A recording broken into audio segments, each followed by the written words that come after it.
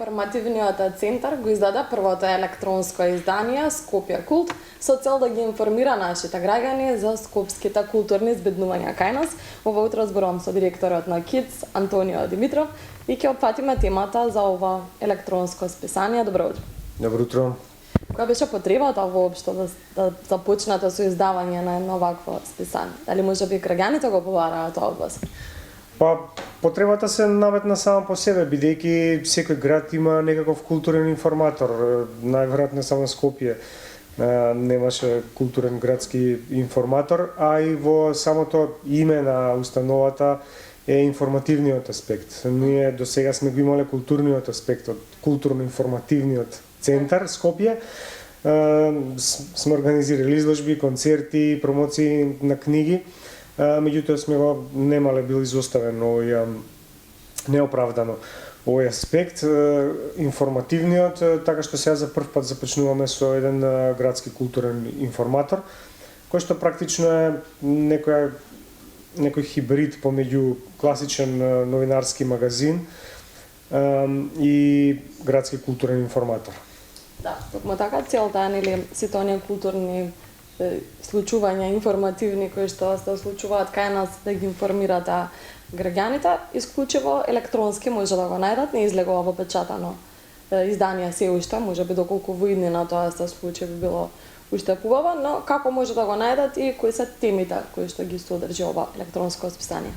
Па да, за сега ќе бидеме фокусирани само на електронската варијанта и тоа PDF варијанта, можеби наредната година би се ориентирале малку поинаку некоја HTML варијанта, нели, како вебсайт за полесен пристап и до мобилен телефон, бидејќи се денес сите читаат на мобилен телефон. Да.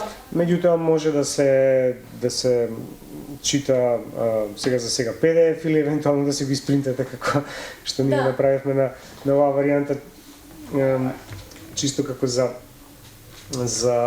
пример. Може да се најде на ИСУ и на уште неколку сервиси, секој број го објавуваме нели на Facebook и на нашите мрежи кога го излегува, практично се работи за двомесечник, кој излегува на 2 месеци. Што се однесува до содржините, се обидуваме тоа да биде, бидејќи е градски информатор, да бидат идните настани кои што ќе се случат во градските установи, меѓутоа и во останатите културни институции кои што се под централната власт. Кога зборувам установите кои што се под градот, тука мислам покрај на КИДС, покрај нашите настани, тука мислам и на МКЦ, мислам и на ДКЦ, градската библиотека, музеот на град Скопје, зоолошката градина, можеби они немаат културни настани, меѓутоа на тие установи. Меѓутоа, има информации кои што се однесуваат на Националната галерија, на останатите музеи, на филмски фестивали, како што е случајот со Македокс во овој број Флип Бук фестивал.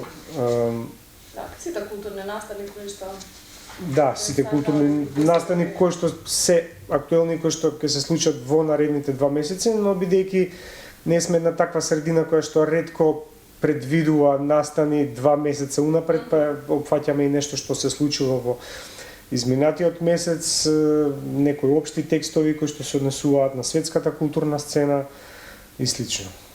Тогаш ќе ве прашам, кога веќе споменавте изминативе неколку месеци што се случуваше, какви културни настани имавме, што е оно што го опфативте вие во електронскиот магазин и што е оно што ќе се случи, кои настани може скопјани да ги видат во наредниот период?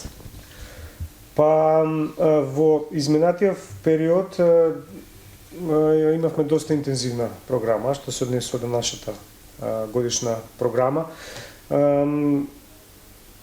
Изложбите, промоции на книги имавме скоро секој ден промоции на книги во изминативе неколку месеци.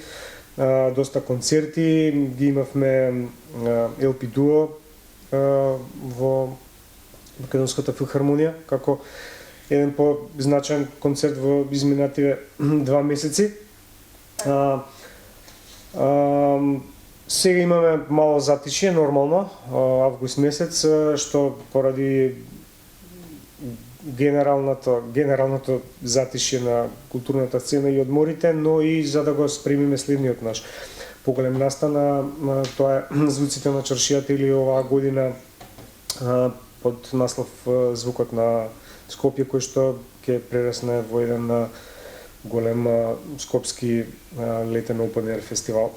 Што се однесува, тоа е наш настан, а што се однесува до другите настани, кој што ги има споменато во овој број, тоа се неколку интервјуа со дел од учесниците на Звуците на чаршијата или Звукот на Скопје. Тоа е интервјуто со Дина Јешари, интервјуто со Констракта.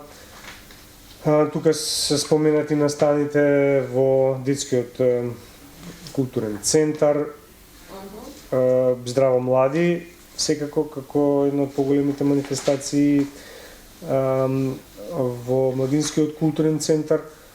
Од останатите големи настани, тука е Македокс, еден од нашите поомилени филмски, документарни филмски фестивали кои што се случува баш во моментот. Значи му откривме на гледачите за Звуците на чаршијата, кои ќе бидат дел од изведувачите. Кој ќе се одржи Звуците на чаршијата? Звуците на чаршијата ќе бидат 16-17 септември на плоштадот Мајка Тереза, со уште неколку локации, од другата страна на Филхармонија, значи паркот Ибни Пајко, секако низ самата чаршија. Интересен настан. Рековте дека со друго име ќе биде насловен оваа година, дали тоа значи дека и жанрот на музиката ќе се смени? Па да, планираме да се ребрендира на некој начин фестивалот од секој аспект, секако и стилски малку ќе се промени. Ќе се промени самиот концепт и визуелниот идентитет, можеби локациите. Сметаме дека самиот концепт на фестивалот Звуците на чаршијата некако ја исцрпи својата функција. Чаршијата веќе е жива, идејата беше нели да се врати животот во чаршијата во тој период, бидејќи веќе фестивалот е 16 години назад и сметаме дека веќе некако ја исполни својата улога овој фестивал и дека треба малку да го промени својот концепт. Чаршијата е практично веќе доста живната и сега малку нели ќе се префрлиме на останати локации од градот кои што помалку се играат во однос на културата. Тоа значи дека ќе треба уште еднаш да ве посетиме за да дознаеме малку повеќе за програмата на Звуците на чаршијата, па да им пренесеме и на нашите гледачи на Здраво Македонија и да ги поканиме на 16 и 17 септември да го посетат овој настан. Останува да ви благодарам за одвоеното време и ви посакувам успех со Скопје Култ, градски културен водич, па да имате и едно електронско, односно сега имате електронско печатано издание, да можат и повозрастните или оние кои што не седат толку на интернет да го листаат по дома. Да, апсолутно.